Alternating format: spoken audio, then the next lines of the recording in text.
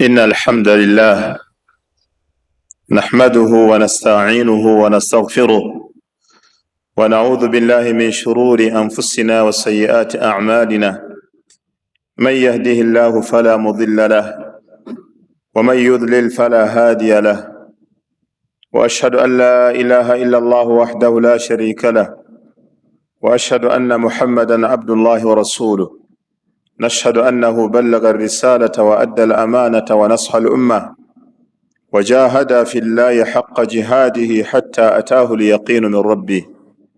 اللهم صل وسلم وبارك على هذا النبي المعطاه الرحمة المسداة النعمة المهداة وسلم تسليما كثيرا.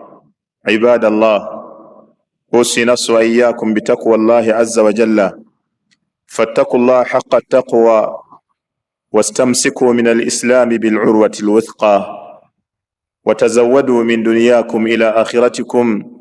يقول ربكم جل وعلا: يا أيها الناس اتقوا ربكم الذي خلقكم من نفس واحدة وخلق منها زوجها وبث منهما رجالا كثيرا ونساء واتقوا الله الذي تساءلون به والأرحام إن الله كان عليكم رقيبا. يقول الله عز وجل: اعلموا أنما الحياة الدنيا لعب ولهو وزينة وتفاخر بينكم وتكاثر في الأموال والأولاد كمثل غيث أعجب الكفار نباته ثم يهيج فتراه مصفرا ثم يكون حطاما وفي الآخرة عذاب شديد ومغفرة من الله ورضوان وما الحياة الدنيا إلا متاع الغرور. وقال: وما هذه الحياة الدنيا إلا لهو ولعب وإن الدار الآخرة لهي الحيوان لو كانوا يعلمون. matenda majivu ga Allah subhanahu wa ta'ala nkakasa nti yekka asinzibwa mu butuufu mu ggulu ne mu nsi. Musaba okusaasa n'emirembe ku mukama waffe nabbi Muhammadin sallallahu alayhi wasallam ne basahaba be ab'ebitiibwa n'abo bonna abanaatambulira ku buluŋŋamu bwe bye yasomesa ila yawmiddin.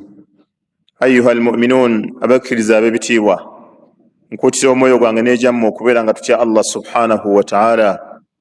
واعلم أن تقوى الله هي وصية الله للأولين والآخرين. mumanye nti okutya Allah subhanahu wa ta'ala kye kiraamu kya Allah subhanahu wa ta'ala eri abaasooka n'asembayo. Amakulu Allah kye yalagira ekyeera kye yakalaatira abaatusookawo naffe abaliwo, yagamba: walakad wassayna alladhina utul kitaba min qablikum wa iyyakum an ittaqullah. Twalagira abo abaaweebwa ekitabo abaaliwo olubereberye lwammwe nammwe ne tubalagira an ittaqullah, okubeera nga mutya Allah subhanahu wa ta'ala. Wa in takfuru, bwe munaabeera nga mukiwakanyiza ekyo ne mugaana, fa inna lillahi ma fi samawati wa ma fi al-ardi wa kana Allahu ghaniyan hamida. Mumanye nti Allah mugagga, bibye byonna ebiri mu ggulu n'ebiri mu nsi, ate Allah subhanahu wa ta'ala ye mugagga yekka atenderezebwa. Baddu ba Allah tabaraka wa ta'ala, mu kutuba yaffe olwaleero twagadde okutunuulira haqiqatul hayati dunya, obwennyini obw'obulamu buno obw'ensi bwe tuliko. Ensi eno gye tuliko abantu bangi bali mu kubbinkana n'okubbinkira mu bintu eby'enjawulo. Osiŋŋaana nga ba ahlu arriasa walmuluk walwadhaif, abafuzi abakulembeze nga babbinkanidde era ne babbinkira mu by'obufuzi, nabo ne bibatwala ne bibakomya wala. Osiŋŋaana ba arbabul amwal wattijara, bannannyini ssente abasuubuzi, nga nabo bali bize nnyo n'ebyo bye baliko, era nga buli omu abbinkanidde mu kyaliko abuliddemu. wa ghayru dhalika min asnafi nnas, n'emiteeko emirala egy'abantu abali ku nsi kuno. Osiŋŋaana buli muntu kyaliko nga akibinkiddemu nnyo, ali bize nnyo nakyo. Olwaleero bannannyini masomero bali mu kweteekateeka akeetereekerero ak'abaana okuba nti bagenda kudda mu masomero bali mu kuteekateeka abavuzi b'amamotoka ag'ebbeeyi, buli mwaka babeera mu kulowooza amamotoka ag'ebbeeyi. Bannanyini kuzimba bizimbe bali mu bizimbe babbinkanidde mu byo babbinkidde. Abasawo buli muntu waali ensi agikutte aginywezezza. Naye Allah subhanahu wa ta'ala yatuwaayo akadde n'atunnyonnyola obwennyini obw'ensi eno gye tuliko. Bw'oba n'ekintu ng'omanya obwennyini bwakyo kikuyamba okumanya butya kaifa tataamalu ma, ekintu ekyo ogenda kukolagana nakyo otya, ogenda kikwata otya. Bw'obeera n'akagaaliko kaganyegenya ng'otegedde nti kagaali kano kaganyegenya, omanya engeri gy'ogenda okukavugamu. Bw'obeera n'emmotoka yo gy'ovuga nga terina bisaanyizo ku kkubo, omanya engeri gy'ogenda okupalappana nnyo gitambuza osobole okutuuka gy'olaga. Bw'obeera olina obulamu bwo nga bulwadde, si bulamu bulungi, ne bw'ogenda ku kijjulo nga bateesewo ebyokulya biyitirivu, naye olw'okuba gwe weemanyi obulamu bwo, omanya nti wadde wano waliwo ebyokulya bingi, naye nina bye nnina okulya, nina ne bye sigenda kulya, wadde birungi nga sigenda kubirya. Lwaki? Olw'okuba nga omanyi obulamu bwo. Allah subhanahu wa ta'ala okutwagazisa okuwangaala ku nsi kuno tugiganyirwemu nga tetugenda kwejjusa, yatuwa akadde kanene ddala mu Qur'an, mu ayaati mpitirivu, ng'atunnyonnyola ensi eno gye tuliko. Ffe ne twerabira bwerabize Allah bye yatubuulira ku nsi n'omubaka Muhammad sallallahu alaihi wasallama, naye n'awaayo obudde ng'atunnyonnyola obwennyini ddala bw'ensi eno kwe tuli kyeki, naffe abagiriko tulina kukola tutya okugiwangula. Baddu ba Allah tabaraka wa ta'ala, haqiqatu dunya, obwennyini bw'ensi eno kwe tuli, mataa'uha qalilun, buli kyonna kyolaba ekiwa omuntu essanyu ku nsi kuno ne yeeyagala nakyo ng'atebenkeddemu, mataa'uha qalilun, ebyokwewunda by'ensi kuno bya kaseera katono. Wa zinatuha zaifa, n'ebyokwewunda by'ensi eno bigenda kuvaawo era bigenda kuggwawo essaawa yonna. Hayatuha ghurur, obulamu bw'ensi eno baddu ba Allah bwakigayaaza. Omuntu bumugayaaza bugayaaza n'alema okujjukira ki ekyamuleeta. Wa mukhti'un man dhanna, era abeera musobya omuntu yenna alowooza annaha daaru saada, nti eno ensi kwe tuli nyumba yakubeeramu ne twesiima ne tufuna obutebenkero, omuntu n'abeera ng'amaze. Abeera akoze ensobya, alowooza nti ali ku nsi kuno ali ku nnyumba ey'okwesiima yatuuka. Wa hiya daaru fana la daaru baqa, ensi eno kwe tuli baddu ba Allah nyumba yakuyitawo buyisi, la daaru baqa, si nsi yakusigalawo eno, eno ensi egenda kuggwawo. Byonna ebigiriko ebifudde abantu ab'ebbeeyi n'abamu ne balabibwa ng'aba wansi mbu tebalina kye bali, ensi yennyini egenda kuggwawo. Wa daaru mamar la daara baqa, eno ensi kwe tuli nsi yakuyitawo buyisi, ensi egenda kuggwawo, si yakubeerawo lubeerera, ensi tuyitawo buyisi, si bwe butebenkero bwaffe.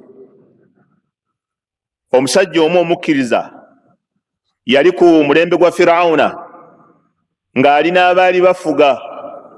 Musa alayhi salatu wassalaamu najja obbakoowola okudda eri Allah n'okubalaga nti ensi ebakomezza wala, mwekomeko, gye mulaga si watuufu, mwekomeko. Bamulabanga byayogera atabitegeera. Allah subhanahu wa ta'ala agamba omusajja, yabagamba, ya qawmi innama hadhihi alhayatu ad-dunya mataa, bantu bange mazima obulamu buno obw'ensi bwa kaseera katono. Wa inna al-akhirata hiya darul qarar, naye enkomerero ye nnyumba ey'obutebenkevu. Allah mu aya endala yagamba wa mal hayatu dunya, obulamu buno obw'ensi tebulina kye buli illa la'ibun walahu, okujjako bulinga bwolaba omuzannyo. Abamanyi emipiira ababeera ku bunkenke bw'omupiira zibeera eddakiika ntono nga tewali kiriwo enkeera. Ababeera mu byamasanyu nga mbaga, wabeerawo akaseera katono embaga eyabaddewo eggulo, ogenda okutuuka olwaliro nga walinga wataabadde kintu kyonna. wala daaru al-akhira, ate ennyumba ey'enkomero yesinga okubeera khairun lilladhina yattaquuna afala ta'qilun, yesinga okubeera ennungi eri abo abatya Allah subhanahu wa ta'ala. Abaffe temuwaayo budde kufumiintiriza kutegeera ku Allah tabaraka wa ta'ala by'abannyonnyodde mu aya endala gye nasomye, wama alhayatu dunya illa la'ibun walahu wa inna ad-dara al-akhirata lahiya al-hayawanu law kanu ya'lamun. Ensi eno Allah agamba nti obulamu bwayo tebulina kye buli, bulinga bwolaba omuzannyo, bulinga bwolaba ebintu eby'amasanyu, naye ennyumba ey'enkomero ey'olubeerera singa abantu baali bamanyi. Omubaka Muhammad sallallahu alayhi wa sallama yawaayo obudde okutunnyonnyola obwennyini obw'obulamu buno obw'ensi. Wakad mathala an-nabiyyu sallallahu alayhi wa sallam ad-dunya li Abdillahi ibn Umar radiyallahu anhuma. Nabbi sallallahu alayhi wa sallama yakubira Abdullahi ibn Umar ekifaananyi ky'ensi eno kwe tuli n'obulamu bwayo obwemazaamu abantu. Abdullahi ibn Umar agamba akhadha Rasulullahi sallallahu alayhi wa sallam ala mankibi, nabbi yankwata ku kibegabega, faqala, naŋŋamba, kun fi dunya ka'annaka gharib, beera ku nsi kuno ng'olinga omuntu agenyiwaddeko mu nsi eteri yaabwe. Beera ku nsi kuno ng'olinga omuntu agenyiwaddeko mu kitundu ekitali kyabwe.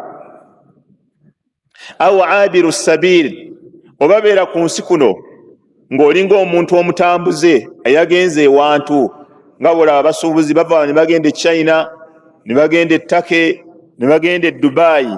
Oyo omutambuze yagenze kusuubula busuubuzi, yamugamba beera ku nsi ng'olinga omuntu agenze awantu omutambuze. Wakana ibn Umar yaqul, Abdullah ibn Umar bwe yasomesanga hadisi eyo yayongerako ekigambo ekigamba, idha amsayta fala tantadhiri sabah, bw'obuwungeezanga tolindanga budde kuwungeera. Bw'obuwungeeranga tolindanga budde kukya. Allah bwakusaasira n'obuwungeeza ng'akulekeddewo ka chance ng'olina ky'oyagala okukola. Bw'oba oyagala okukikola tolinda budde kukya. Era ng'aga nti wa idha asbahta, ate bw'oba obukeesezza, fala tantadhiri almasaa, tolinda budde kuwungeera. Bw'oba olina ky'oyagala okukola Allah n'akusaasira n'obukeesa, tolinda budde kuwungeera. Lwaki nabbi yakuba ekifaananyi eky'obulamu buno obw'ensi Abdullah ibn Umar nti bulinga omuntu omutambuze oba omuntu ali mu nsi eteriiye? Abamanyi bagamba fa inna al-ghariba, kubanga omuntu ali mu nsi eteriiye nga yagenyiwaddeyo bugenyiwazi, yakunu harisan ala ma yanfa'uhu, abeera afaayo nnyo ku ebyo byokka ebigenda okumugasa.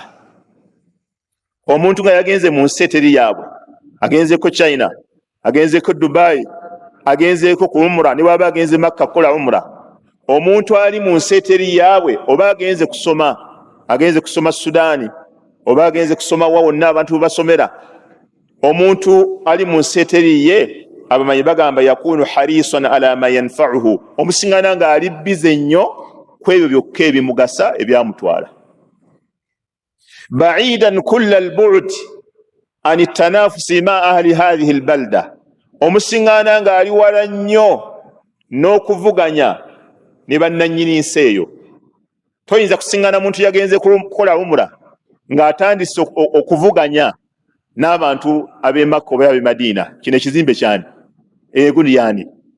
Kizibu nnyo okusiŋŋana omuntu yagenze China ng'ali mu kuvuganya ne basanze mu nsi eyo. Kino ekizimbe kyani? Nange njagala kuzimba nga kino. Lwaki? Tasobola kuvuganya n'abo abantu kubanga wagenze si waabwe. Akimanyi bulungi ku lw'omukaaga alina ne tikiti emuzza ewaabwe.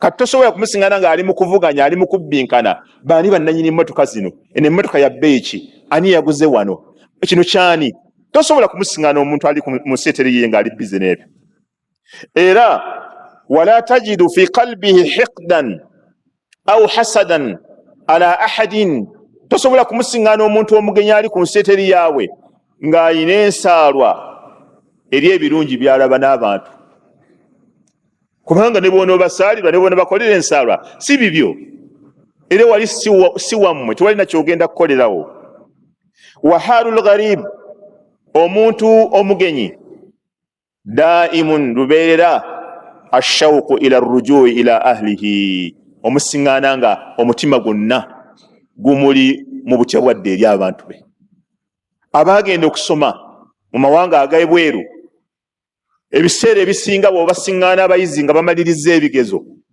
mu biseera by'okumaliriza ebigezo osiŋŋaana nga buli muyizi ekimuli ku mutima tikiti eyiyo gimaze ogifuna omaze okubuukinga omaze okupaakinga omuntu eyagenza okusuubula omusiŋŋaana nga bw'amaliriza ebyamututteyo obwongo bwonna atandika okulowooza okudda eri abantu be mustaidda lirrahiri omusiŋŋaana nga mweteefuteefu wa kusimbula laisa lahu hammun illa ma yanfauhu ala alauda omusiŋŋaana nga talina kuwankira kintu kyonna okuggyako nga buli kyakwatako akakasa kigenda kumuyamba mu kuddayo ewaabwe ne byagula byonna agula apulaningira abantu beyalese ewuwe luno olugoye kati nguze lwani ani gwe sinaba kuteekerayo kantu ani gwe sinaba kutegekera omuntu ali eteri waawe omusiŋŋaana nga buli kyakwatako alaba kiina kumuyamba eri jadda au kalmusafiri nabbi yagamba nti oba beera kale ng'omutambuze almustakhifu min matai dduniya omutambuze lwaki nabbi yagamba beera ku nsinga olinga omutambuze lianna almusafira yakunu mustakhifan biumuri dduniya bimatai dduniya omutambuze geraageranya abatambulira ku nnyonyi bakitegeera nnyo kyenjogera oba siŋŋaana nga buli kakwatako ayina kunoonya akawewufuwewufu akanaamuyamba okuyitawo ku airport ne batamugaana ne bw'aba ayina byayagala buli kyatunulako bw'ati nga kino kikola kiro mmeka kino bwe nkipimamu kijja kukola kiro 28 ate ku nnyonyi nnaka 3 ate nina n'ebirala ekyo tagenda kigula newankubadde akyagala atya tasobola gula TV ng'alina kiro 15 ku nnyonyi ngenda giyisaawo tosobola kusiŋŋana mutambuze agenda amaze n'okubuukinga nga ku tikiti baamugamba nti olina kiro 3 n'omusiŋŋaana nga agula bulooka angule bulooka zino nnungi nnyo ŋŋendera zeewaffe tasobola anoonyaamu obuwewufuwewufu obutonotono obunaamuyamba okuyitawo ku airport aleme kutawaana tayagala kintu kyonna kijja mulemesa flight kubanga bw'onoobeera ne luggage ennene bajja kukuleka bajjaga bino weetisse byaki wobali tomanyi nti oli mutambuze omutambuze oyinza okusiba ebyo omutambuze ng'osiba amatooke noga nti agano gange gakuliirako jidda n'okwata enkota z'amatooke 5 n'oyokera nazo airport buli omu akutunuulira neyeewuunya ati gwe toli mutambuze naawe gw'olabika ogenda Masaka ab'e Masaka be batwala amatooke naye ogenda ku airport olina enkota 5 ez'amatooke wa toli mutambuze kati nabbi yatugamba nti beera ng'omutambuze abaine bagamba nti kubanga omutambuze abeera anoonyaamu obuntu obutonotono obunaamwanguyiza okutambula walharisu ala ma yablughuhu baldahu min azzaadi era abeera afaayo kwekyo kyokka ekigenda okumuyamba okubeera nga yentanda eneemutuusa gy'alaga omubaka Muhammadin sallallahu alaihi wasallama yatukubira ekifaananyi ky'ensi eno baddu ba Allah kwe tuli eyeemazaamu abantu ne batta bannaabwe ne batemula bannaabwe ne beekomya ebitali byabwe omululu ne gusukka obulyazaamaanya ne busukka abantu ne beekola ebikolobero sahabi ayitibwa Abdullah ibn Mas'udi qala agamba naama rasulullahi sallallahu alaihi wasallama ala hasirin olunaku lumu nabbi yeebaka ku kikeekakeeka ebikeeka ebyedda si gye gino egyaffe ebikeeka ebyedda bimanyikiddwa ebiragulago byebaluka nga mu bisansasansa. Kati nabbi sallallahu alaihi wasallam olunaku lumu yeebaka ku kikeeka bwekityo. Faqama wakad athara fi jambihi, nabbi agenda okuyimukawo nga kyali kimutaddeko laama, nga kyali kimunyize n'omubiri ne guteekebwako obulambe. Faqulna ya rasulallah, Abdullah agamba kitwava tumugamba omubaka wa Allah, law ittakhadhna laka witaa, kale nabbi senga twakuteereddewo kapiro, senga twakuteereddewo akantu akagonvugonvu, senga twakuteereddewo akatto ne weebakako, omubaka wa Allah ne weebaka bwotyo n'ekikeeka ne kikunyiga. Faqala an-nabiyyu sallallahu alayhi wa sallama, nabbi kyava abaddamu n'abagamba, mali waliddunya illa karakibin istadhalla tahta dhilli ash-shajara thumma raha wa tarakaha. Yabagamba mulowooza nze ani kweno ensi?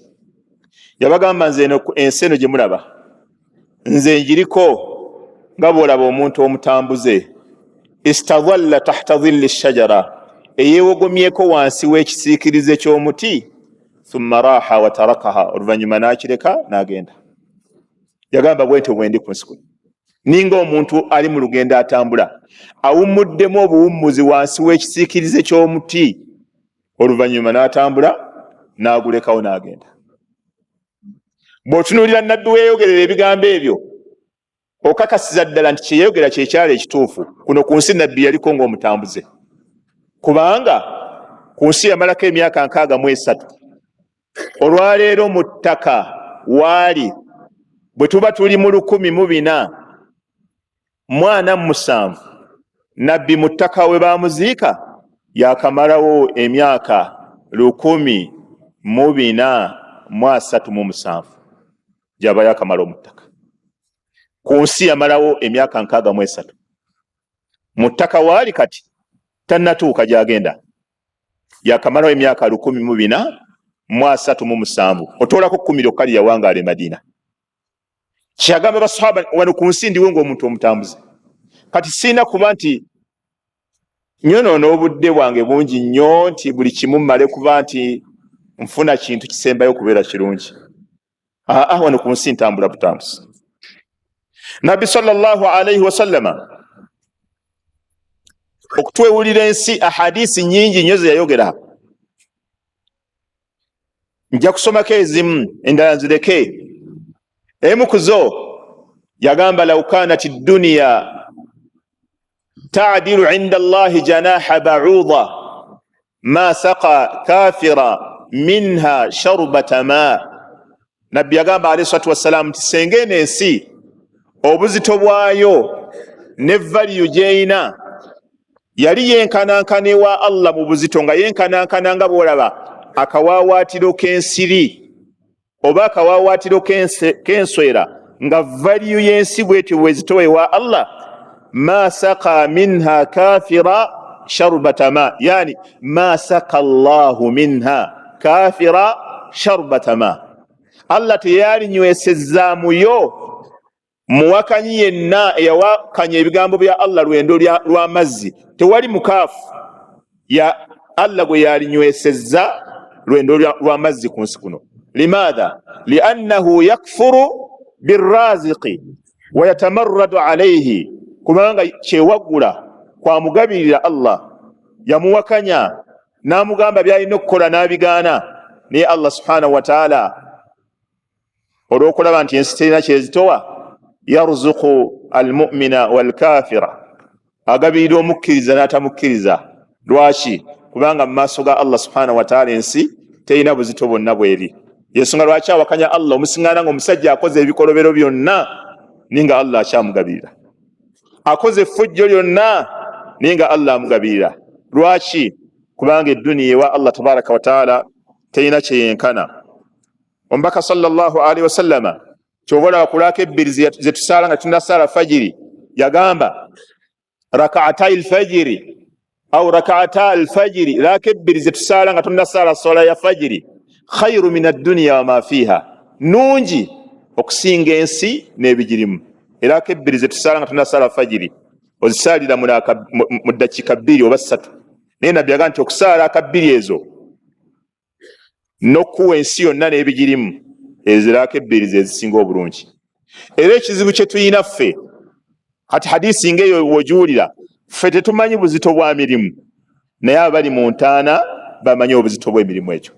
Waliwo omu ku batukulembera abalongoofu yali atambula n'abaako we yatuuka n'akutama n'asalaira akabbiri.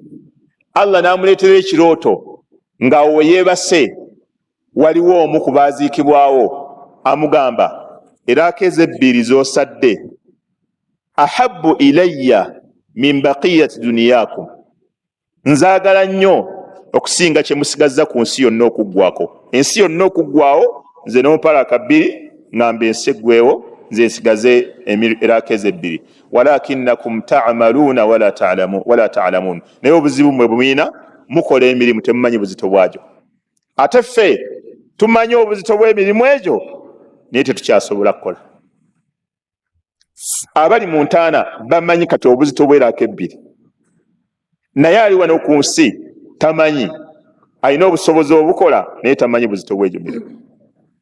Kyowula omubaka alayhi salaatu wassalamu olunaku lumu yali atambula era n'asiŋŋaana kaburi nga baziise omuntu, n'abuuza man sahibu hatha alqabri, eno entaana yaani? Qiila li fulaani ibuni fulaani, ne bamugamba yagundi mutabani wa gundi. Nabbi n'abagamba raka'atayn aw raka'atan ahabbu ilayhi min baqiyati duniyaakum aw mimma baqiya min duniyaakum.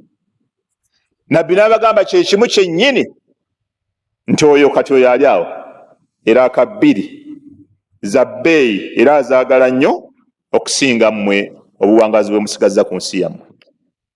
Okumanya ensi mpewufu nnyo terina kyezitowa. Omubaka alayhi salaatu wassalaamu yagamba walau tala'at imra'atun min nisaa'i ahli ljanna ila al ardi, senga omukyalo omu mu bakyala ab'omu jjana yeeyolekako eri abantu abali ku nsi kuno n'abaako we yeeyoleka. Omubaka sallallahu alayhi wasallam yagamba la amla'a ma bainahuma rihan, buli ekiri wakati wa eggulu n'ensi, la amla'a ma bainahuma rihun, buli ekiri wakati w'eggulu n'ensi kyalifunye ku kawoowo akava ku mukyalo oyo.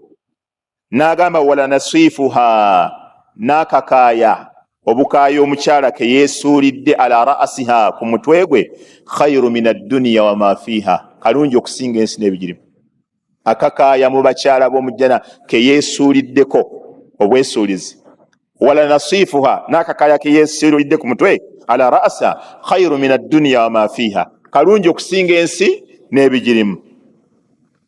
Kati olwo ensi bw'ogiwulirako ebyo olowooza ensigadde ezitowa ki? Bwe kaba nga akakaaya omukyala ke yeesuulidde omujjana kagisinga obuzito, olwo ensi ezitowa ki eno kwe tuli? Olwo eno ensi etwazisa abantu ebitali byabwe esigadde eri ludda wa? Qala Bakaru bun Abdillahi al-Muzani. Bakaru bun Abdillahi al-Muzani mumanyi wa kitiibwa nnyo, bamanyi baulama ba hadhihi al-umma. Yagamba ebigambo bino, ma min yawmin akhrajahu Allahu ila ibadihi au ila dunya. Abdullahi Bakar ibn Abdillahi al-Muzani yagamba teriyo lunaku na lumu Allah lwafulumya amakulu lwakeesa ne lujja eri abaddu illa yaqul, okujjako olunaku olugamba yabna adama, mwana Adamu, igtanimni, nenyagira, baako byonkoleramu ebigenda okugasa, la'allahu la yawma laka ba'di, oyinza obutafunayo olunaku lulala luvannyuma lwange. Buli lunaku olukya ku makya lwogera ebigambo ebyo, oba obadde tobimanyi kati biwulire. Buli lunaku olukya lugamba muddu wa Allah nenyagiraamu, baako byonkoleramu ebigenda okuyamba.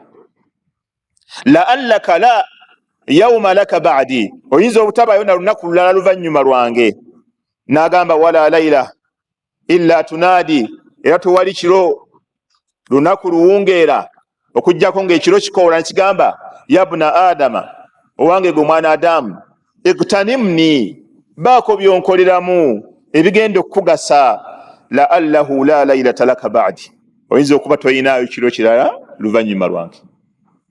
Buli olunaku oluwunga era lugamba baako byonkoleramu, oyinza obutabaayo na kiro kirala. Idhan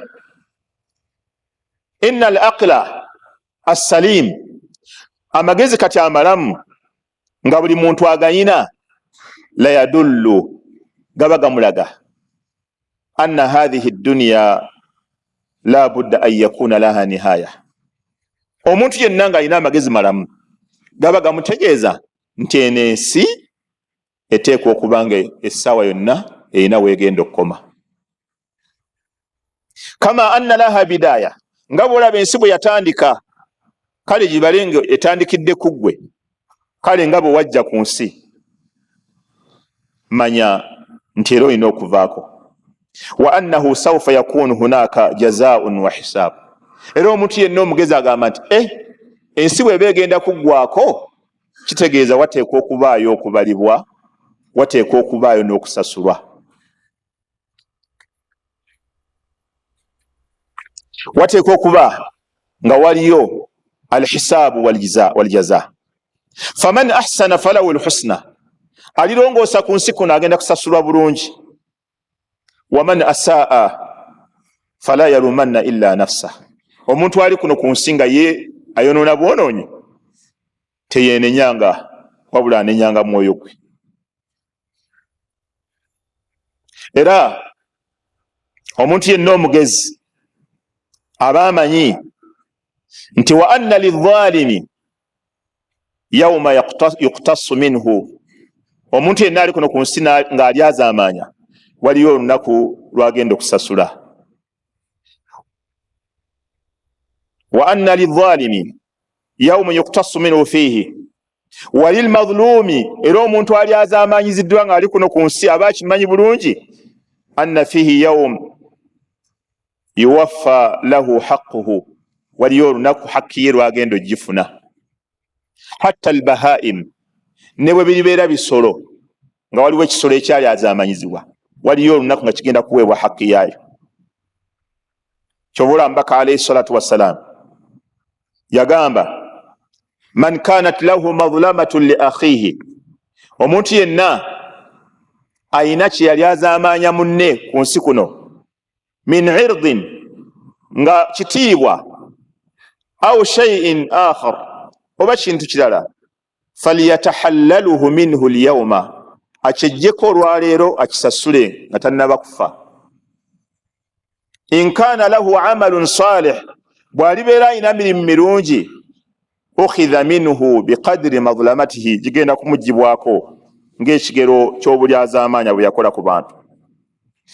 Wa in lam takun lahu hasanat, bw'alibeera talina birungi, ukhidha min sayi'ati sahibihi, bali be yasobya bagenda kugibwako ebikyamu byabwe bibeere nga bimuteekebwako, thumma turiha fi nnaari, oluvannyuma abeere nga ayingizibwa omuliro.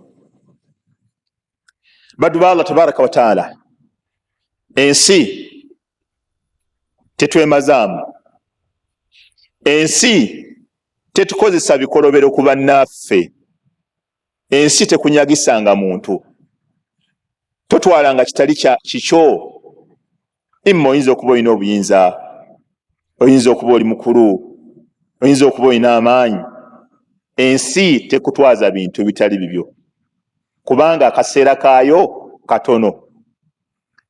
Waliwo hadithi ya Jabir bin Abdillah, omubaka alayhi salatu wassalamu mu hadithi ya Jabir bin Abdillah yawewula ensi eno oluwewula olwali luleka basahaba nga buli alinamu amagezi amalamu ennyo, ensi aleka agitegedde nti terina valiyu yonna.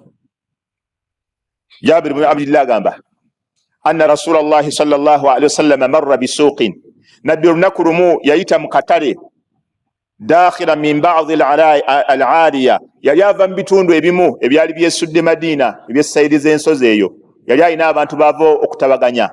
Kati mukudda bw'ati nabbi n'ayita mu katale, wannaasu kanafatahu, ng'abantu bamwetoolodde, abantu bajja bamugoberera. Kati nabbi n'ayita mu katale, n'ayita kumpi ne kasasiro, abantu bwe basuula ebintu. famarra bijidiin asakku mayitin, nabbi n'ayita akabuzi kaali kato nga kafudde nga kalina n'obutu butono. Fatanawalahu sallallahu alaihi wasallam, nabbi n'akakwata bw'ati n'akakyusa. Fa akhadha biudhnihi, n'akwata ku butu bwako mu ngeri y'okukasitulamu bw'ati ng'alinga akasitula basahaba bonna bakalabe. Thumma qaala, nabbi yamala n'agamba, ayyukum yuhibbu anna hadha lahu bidirhami, kana akabuzi ani akangulako dirhamu emu? Ani akaagala ampe dirhamu emu kamuwe? Jukira nabbi akasanze kasasiro nga n'obufu kafu, nga n'olulyo lwako lubi, kalina obutu butono. Kati nabbi n'akakwata akabaguza, abaga kana akabuzi ani akangulako dirhamu emu? Faqaalu, ne bamugamba, ma nuhibbu annahu lana bishai'i, nabbi ne bwe kaba kabwereere tetukaagala, ne bwe kaba kabwereere ng'otuwa kabwereere tewali akaagala. Wama nasna'u bihi, ye ne bwe tuba tukaguze kati tugende tukakozesa eki? Qaala, nabbi n'abaddamu ag'okubiri, atuhibbuna annahu lakum, akantu kano waliwo akaagala, akabuzi kano waliwo akaagala? Qaalu, ne bamugamba, wallahi tulayira Allah, law kaana hayya, akabuzi ako ne bwe kaali badde kalamu, kaana aiban fiihi, kalina akamogo. Liannahu asakku, kubanga obutu bwako butono, si kalulyo lulungi, abalunzi tebasobola kutwala buntu bwe butyo. Fakaifa wahuwa mayitu, kate kiri kitya nabbi nga kotugamba kafuna obufu? Faqaala, nabbi n'abatuusa ku kyeyali ayagala. Faqaala, n'abagamba, fawallahi, ndayira Allah, ladduniya ahwanu ala llahi min hadha alaikum, eduniya mpewufu nnyo wa Allah okusinga bwe muwewudde akabuzi ako. Akabuzi akafu basahaba bagamba tebalina kye bakaagaza. Nabbi n'abaga nti kati ensi eno gye mulaba yonna n'ebigiriko mpewufu nnyo ewa Allah okusinga mmwe bwe muwewudde akabuzi ako. Baddu ba Allah tabaraka wa taala, ebisinga okutawaanya abantu ku nsi kuno sente. Ebisinga okutawaanya abantu ku nsi kuno sente. Naye sente, baganda bange ab'ebitiibwa, tekoma buwoomi. Tewaliwo muntu yali akedde nakkuta sente. Abakadde bazinoonyanga abavubuka. Ensi bw'oba oyagala ogiraba kubye sente, ojja olabe ku mwana omuto eyakazaalibwa ng'atandise okukwatakwata ebintu, ng'atandise okwavula. Omwana omuto ng'atandikiriza okwavula, buli kyalaba mu maaso kirungi okusinga kyaba akutte, kino akisuula n'akwata kiri. Buli alina abaana ekyakiraba, oba tokigezesa agenda ogezesa omwana olabe. Ng'omwana atandikiriza okukwata bw'ati muto, buli ky'omuteeka mu maaso kyekiba ekirungi okusinga kino kyabadde akutte, kino akisuula ate n'akwata kiri. Ne bw'ayavula ne yeeyongerayo ne kino kyabadde akutte kati nakyo akisuula n'akwata kiri ekiddako. Kyobola ne bwe biba byokyabikwata ng'omutima gumulowooza nti biri birungi biri okusinga bino. Kyobola abantu babba n'ebitali byabwe ng'omutima gubalabize olw'ettama lye balina ku nsi nti bw'ofuna kiri ne kiri ne kiri oba omaze, n'atuuka okukuŋŋaanya n'atwaliramu n'ebitali bibye. Wulira nabbi sallallahu alaihi wasallam yagamba hadisi ya Anas bin Malik, yagamba law anna libni adama wadiyan min dhahabi ahabba an yakuna lahu wadiyan walan yamla faahu illa turab wa yatubu Allahu ala man taba. Nabbi yagamba nti omwana Adamu senga ayina olusenyi lulamba nga lujjudde gold, ayina ensimbi ezijjuza olusenyi, asigala ayagala abeere n'ensenyi bbiri. Walan yamla faahu, tewali kimumatiza nakkuta illa turab, okujjako ttaka. Omwana Adamu ne bw'abeera ayina ensenyi bbiri nga za gold, agamba senga nina nnya. Abalina ebizimbe genda obanoonye mu kibuga oba bamanyi. Agenda n'abeera n'ekizimbe kimu n'agamba bwe nfuna ekyokubiri mba mmaze. Bw'afuna ekyokubiri n'agamba ate Haji gundi kati ate ansingako, ayina bisatu, n'alwana afune bisatu. Abeera bw'atyo mu kuwankawanka paka malakul mauti lwekonkona ewuwe ne mugamba olwaliro lutuuse olina okusinkana Allah. Olunaku lumu nali nyimiridde n'abantu babiri bagagga. Omu ku bo N'agamba munne n'amugamba naye kati gwe olina takisi nyingi, olina takisi 14, lekeraawo kati okole ebirala. Ono gwe baagamba n'agamba okimanyi gundi alina takisi 2, n'ayogerayo munne n'amugamba gundi okimanyi talina takisi 2. Kitegeeza 14 talina, ate yalaba oli gwe omugamba 14, kati gwe atalina n'emu gwolaba nti alina 2 ne 3 ne 14 nyingi, ye alina 14, alaba alina 200. Yamwogera naga nti gundi alina takisi 2.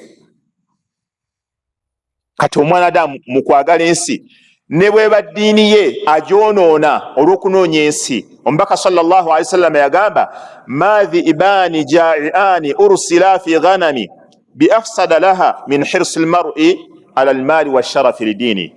Nabbi sallallahu alaihi wasallam yagamba abantu engeri gye boonoonamu eddiini olw'okwagala ebitiibwa, banoonya obufuzi, obukulembeze n'okwagala essente.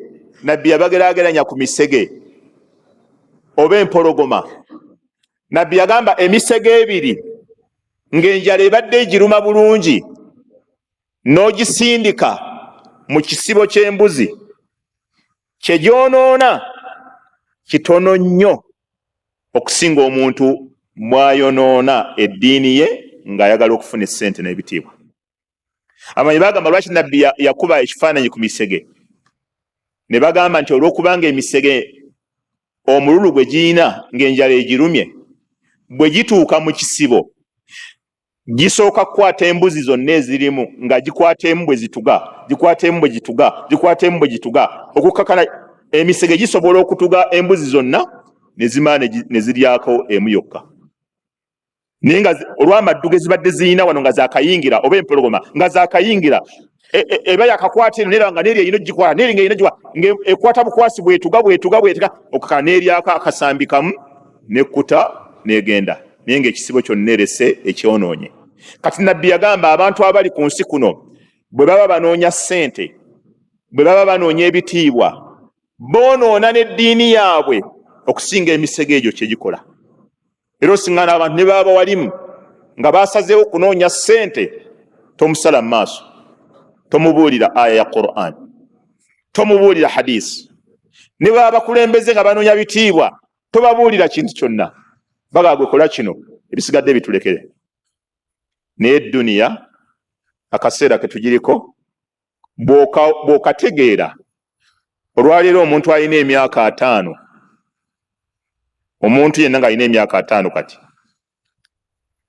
ayagala tayagala, obulamu bw'asigazza ku nsi bwe butono asinkane Allah. Naye ate bw'osinkana ow'emyaka 5 n'oyogerako naye, alaba ng'eyakajja ku nsi, era ajjukira ng'akyasoma primary, yeeraba ng'akyali ewa taata we, alaba obulamu bwe bukyali bumpi, yeeraba ng'ali ng'eyakajja eggulo, aba akyawalaza empaka. Allah n'amusindikira envi, n'amugamba gwe ssebo, zino envi zitegeeza kusiibula kuva wano. Aba akyebuzaabuza, Allah n'amuleetera abaana, agenda okutunula ku baana be, nga ddala mu butuufu abaana bamugamba taata oluddewo, nga baagala oveewo, nga bazze, abo abaana bajja kutugamba ffe tuveewo. Buli alina emyaka 5, obulamu bw'osigazza ku nsi bwe butono, by'olina okukola byakweteekateeka, si kwongera kuguguba. Naye abantu abalina emyaka 80, engeri gye baagalamu ensi, ne b'omusanga kati n'omubuuza oyagala ki, agamba singa Allah nnyongerayo 3, nga balina 80. Nabo balaba nga abaakajja mu 80, era engeri gye balwana ensi eno okuba nti bagisigaza, bakola buli kyonna ekyosoboka ensi bagisigaze. Baddu ba Allah tabaraka wa taala nga mmaliza kutuba, abamanyi boogera nnyo ekigambo kino, Imaamu Nawawi yakyogera, n'abamanyi bangi abiyati zino bazireeta, bagamba inna lillahi ibadun futana, Allah alina abaddu ku nsi kuno naye nga bo ate bagezi. Talaku dduniya wa khaafu lfitana, ensi eno baagivaako, baagyesonyiwa, ne batya ebikemo ebigirimu. Nadharu fiha, bagitunuulira ne bagyetegereza ensi eno ababaddeko emyaka egiwedde, bamaseeka ababaddeko, abagagga ababaddeko. Bw'oyita mu kibuga awo myaka gy'enkumi 2, 3, 4, 5, amaduuka awo mu kibuga awo ababadde bayitaayitamu egyo emyaka gyenjogerako 27, 28 gabaddemu abantu balala. Bw'oyitamu kati olwaleero abantu abalimu balala, just wano 2002, 2007 bw'oyita mu kibuga babadde bayitamu ku Room Street ku William Wilson, amaduuka gonna buli lw'otunulamu bw'oti tokyalabamu muntu abaddemu. Wahatta ne bamaseeka babadde basomesa egyo emyaka, bw'oyitaayita miziki tobasangamu. Tosangamu Abdulkarim Sentamu, tosangamu Abdul Hakim Sekimpi, tosangamu Kirya, tosangamu Mustafa Bahiga, tosangamu Zaata, tosanga bonna ne bamaseeka miziki tebalimu. Niba badde wano mu 2002, 2007, 2009 bamaseeka abali miziki kati balala, abali maduuka balala. Baseeka bafidde emyaka 5, 5, 5, 4, 6 awo bagendedde. Gwolowooza olina njawulo ki ne baganda babali mu ttaka? Olowooza olina njawulo ki gwe omusuubuzi ne basuubuzi banno be muziise? Gwe munnabyabufuzi olowooza olina njawulo ki ne bannabyabufuzi be tuziise? Olowooza olina njawulo ki? Kitegeeza akaseera koolina katono akasigadde. Kati bano abaddu bo bwe baamala okulaba nti ensi bwetyo bweri, nadharu fiha, bagitunulamu. Inna lillahi ibadan futana talaqu dunya wa khafu lfitana. Nadharu fiha lamma alimu annaha laysat lilhayyi watana. Batunula mu nsi ne bagamba eno ensi tewaliwo nannyiniyo ng'agenda gibeerako olubeerera. Kye baakola ki?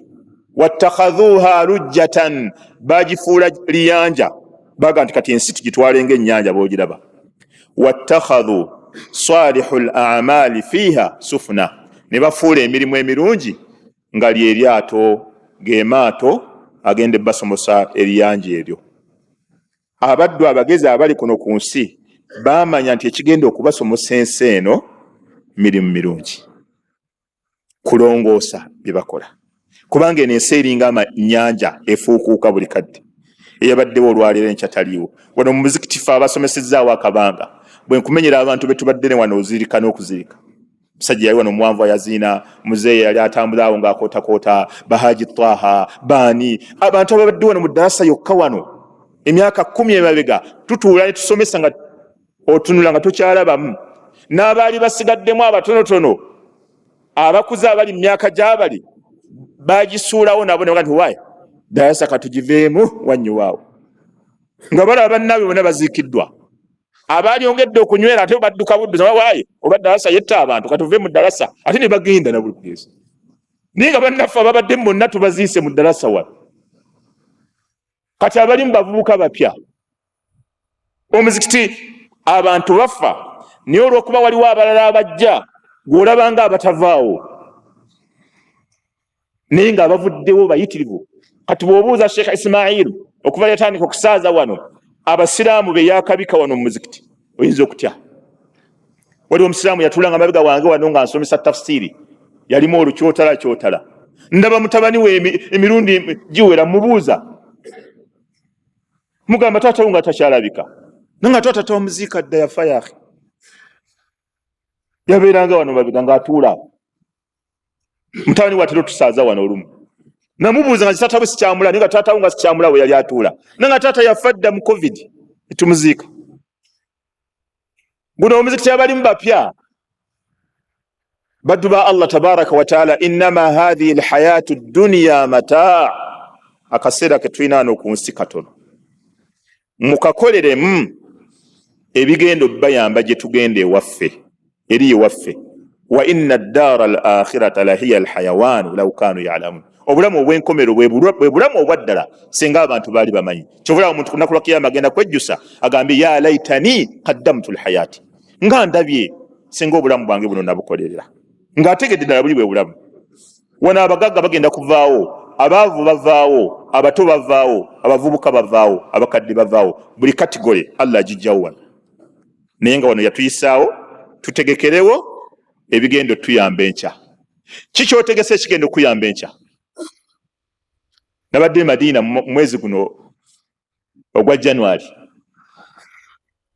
Ebbanga linnasomera e Madina saafaayo nnyo ebintu ebimu kubiwabudde, naye ku luno nasanze waqfu nga bagiwandiiseeko hadha waqfu Uthman ibn Affan. Eno waqfu ya Uthman ibn Affan n'okutuusa olwaleero ekyaliyo e Madina.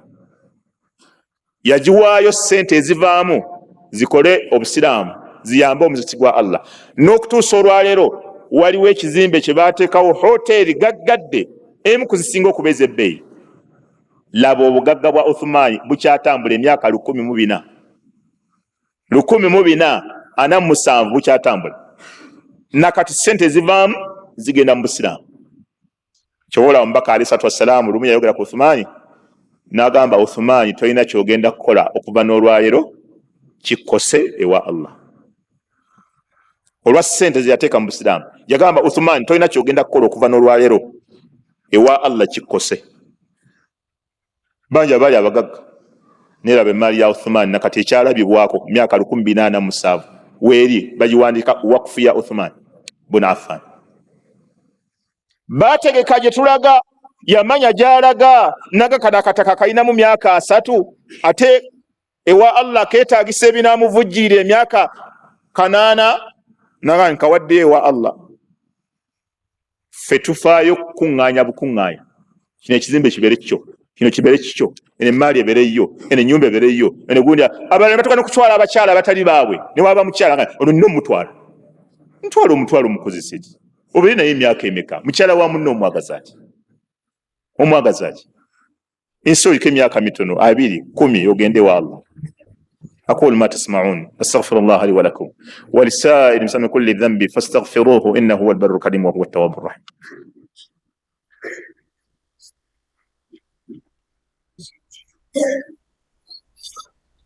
الحمد لله على إحساني والشكر له على توفيقه وامتناني. أشهد أن لا إله إلا الله ولي الصالحين وأشهد أن نبينا محمد صلى الله عليه وسلم عبد الله ورسوله. عباد الله بدعوا الله تبارك وتعالى أوصي نفسي وإياكم بتقوى الله عز وجل فاتقوا الله حق التقوى واستمسكوا من الإسلام بالعروة الوثقى وتزودوا من دنياكم إلى آخرتكم وتزودوا فإن خير الزاد التقوى واتقون يا أولي الألباب. الله تقبلني mwesibire ntanda ensande esinga okuba ennungi yakutya Allah ya mirimu mirungi. Baddu ba Allah tabaraka wa taala tuli ku njegoyego z'okuyingira Ramadan ejjuma emu yokka yesigadde. Saba Allah akutuuse mu Ramadan. Osanga oneegattagatta Ramadan ino eyinza okuyamba ne weegattagatta n'owezaawo ku mirimu egigenda okuyamba. Kyobula abaatukulembera mu kana akaseera basiŋŋaanibwanga nga bali ku bunkenke bali ku bweraliikirivu bakaaba. Omu kubo bamusiŋŋaana nga akaaba ne bamugamba maye bukeika okaabira ki? N'agamba abukaani ekinkaabya bi an yasuuma as-saa'imuuna wa lastu fiihim. Bagenda kuyingira Ramadan basiibe nga siri mu bo. Yali mulwadde ng'ali ku ndi yagenda kufa. Wa an yaquuma al-qaa'imuuna wa lastu fiihim. Bagenda kuyimirira salaatul layl nga siri bagenda okuyimirira. Imam Ibn Hajar n'abalala bayogera obulungi obw'okutuuka ku Ramadan. Hatta Ibn Rajab al-Hanbali yatuuka okugamba ekigambo ekigamba nti bulughu shahri Ramadan ni'matun 'azima liman aqdarahu Allahu lahu aw alayhi. Allah kuwa obuwina otuuka ku mwezi gwa Ramadan nga tonaba nakusiiba n'otuukako butuusi bwoti, ekyo kyengera kinene nnyo eriyo Allah gwaba akiwadde. Allah gwaba ogutuukako butuusi nga tonaba kusiiba n'ogutuukako butuusi bwoti. Kuba waliwo fadhulu y'okutuukako n'ey'okusiiba. Sheikh Abdul Hakim Sekindi yatuuka ku Ramadan bw'ati teyasiiba n'afa. Ogutuukako saba Allah yitiriza okumusaba, yitiriza okumwegayirira akutuuseeyo. Bw'oba olina obunaku obw'okusiiba bujjeewo wano, bujjeewo mulire ebbanga erisigadde. Akthiru min at-tawba, muyitirize okwenenyeza Allah. Abalina amabanja g'abantu mugasasule muyingire Ramadan ng'emitima mirungi. abalina okusobagana n'abantu mubasonyiwe, musonyiwe abantu. Abalina okutula eŋŋanda mugatte eŋŋanda nga temunnayingira Ramadan, kubanga Ramadani mausimul alkhairat, sizoni ya birungi. Abanagaba muyitirize okugaba nga mumanyi nti enkya tugenda wa Allah, ensi terinako eri. Baganda bange ab'ebitiibwa, njagadde mu kutuba yaffe eno okufunamu ekigambo ekikulu, kukendeeza buzito bwa dduniya mu mitima gyaffe. Kati buli kyolaba kyonna kiyite dduniya, kikendeeze mu kifuba kyo kibeere nga kitono. Buli lw'okikendeeza ensimbi dduniya, buli lw'ensimbi lwe ziwewuka mu kifuba kyo zigenda kukwanguyira okugasa n'okugasa abalala. Naye bwe zibeera nga zikyali nzito nnyo, nga ssente nzito nnyo mu kifuba kyo, nzito, Allahu akbar, egenda kukalubira gwe kennyini okuyamba n'okuyamba abantu b'olinabo. Mukendeeze dduniya, kyekyali ekigenderwa kya nnabbi okusomesa ebigambo byonna bye njogedde. Mukendeeze omululu ogw'ensi, mwolekere nnyo okukola emirimu emirungi egigenda otuyamba olunaku lwe tugenda osisinkana Allah. Inna Allaha wa malaikatahu yusalluna ala nabi ya ayyuha alladhina amanu sallu alayhi wa sallimu taslima.